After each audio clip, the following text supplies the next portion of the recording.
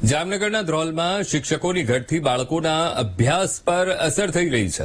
છેલ્લા 3 મહિનાથી શિક્ષકો ન હોવાથી શાળા નંબર 2 માં 58 જેટલા વિદ્યાર્થીઓનું ભવિષ્ય રામ ભરોસે ચાલી રહ્યું છે। શિક્ષકોની ઘટ હોવાથી આજુબાજુની શાળાના શિક્ષકો ભણાવવા આવે છે, સાથે જ શાળામાં અભ્યાસ કરી ચૂકેલા જૂના વિદ્યાર્થીઓ પણ સેવા દેવા આવે છે। વાલીઓએ શિક્ષણ અધિકારીને અનેકવાર રજૂઆત કરી, જોકે કોઈ નિરાકરણ આવ્યું નથી।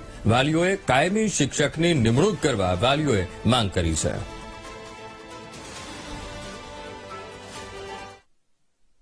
અમારી શાળામાં હાલમાં કોઈ શિક્ષક છે નહીં। અમે બે વખત ધ્રોલ તાલુકા અધિકારીને શિક્ષણ અધિકારીને પણ રજૂઆત કરેલી છે અને જામનગર શિક્ષણ અધિકારીને પણ રજૂઆત કરેલી છે, છતાં અમારી શાળામાં અટાણે 0 શિક્ષક છે।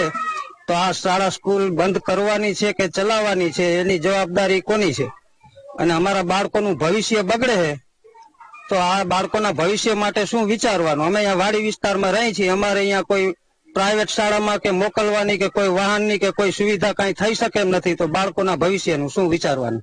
આજુબાજુમાં બધે વાડી વિસ્તારમાં જ રહીએ છે। વાલીઓના બાળકો આ શાળાની સ્થાપના 1966 માં થયેલી છે, ત્યારથી આ બાળકો બધા અહીંયા ભણે છે, પણ અત્યારે કોઈ શિક્ષક નામે છે નહીં। આજ 2 મહિનાથી આ કોઈ શિક્ષક હાજર નથી અને 55-60 જેવી સંખ્યા છે વિદ્યાર્થીઓની, કોઈ શિક્ષક છે નહીં। એટલે આ બાળકોના ભવિષ્યનું શું એ એક વિચારવાનું છે। આવેદન આપે છે શિક્ષણ અધિકારીને બધાને, તો કોઈએ કાંઈ અત્યાર સુધીમાં કાંઈ પગલાં ભરેલ નથી। માટે હવે આનું શું કરવું એ કોઈ સરકારને અમારી નિવેદન છે કે શું કરવા માંગો છો તમે? સ્કૂલ બંધ કરવી છે કે ચલાવવી છે? તો અમે આ ગરીબ માણસો છે એ પોતાના બાળકોને પ્રાઇવેટ શાળામાં ભણાવી શકે એમ છે નહીં કોઈ, કારણ કે એ મજૂરી કરીને જીવતા માણસો છે, પોતાનું પેટ માંડ ભરી શકે એવા છે। અહીંયા પ્રાઇવેટ શિક્ષણની ફી ભરી શકે એવા છે નહીં કોઈ। અહીંયા સ્કૂલમાં અમારા છોકરા આવે છે ભણવા, પણ સાહેબો નથી, તે માટે અમારા છોકરાને ભણતર ખોટી થાય છે અને અમારી એવી કેપેસિટી નથી કે અમે બહાર મોટા સ્કૂલમાં ભણાવી શકીએ।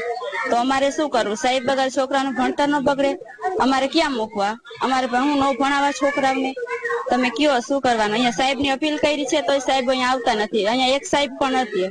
હવે છોકરાને અહીંયા મોકલવા શું કરવાનું? અહીંયા કોણ ધ્યાન રાખે? સાહેબ કોણ ભણાવશે? આ શાળામાં 58 જેટલા બાળકો અભ્યાસ કરે છે, જે 1 થી 5 ધોરણની શાળા છે, પણ અત્યારે શાળામાં એક પણ શિક્ષક નથી, એટલે આ શાળા સંચાલન દ્વારા ચાલે છે। બીજી સ્કૂલમાંથી 15 દિવસના વારા છે, બીજી સ્કૂલે રાખેલા છે, જેમાંથી 2 દિવસ કોઈ પણ શિક્ષક આવીને બાળકોને ભણાવે છે।